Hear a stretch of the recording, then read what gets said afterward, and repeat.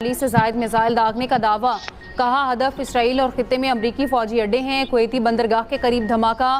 Cargo tanker से तेल समंदर में रिसने लगा। अमला महफूज।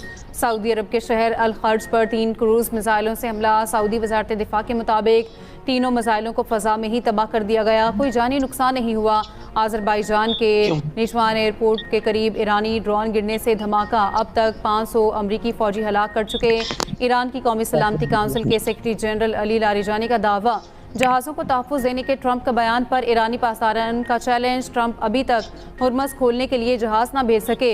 हुर्मस से एक बूंद तेल नहीं जाने देंगे। वार्निंग के बावजूद हुर्मस से गुजरने की कोशिश पर एक जहाज़ पर हमला।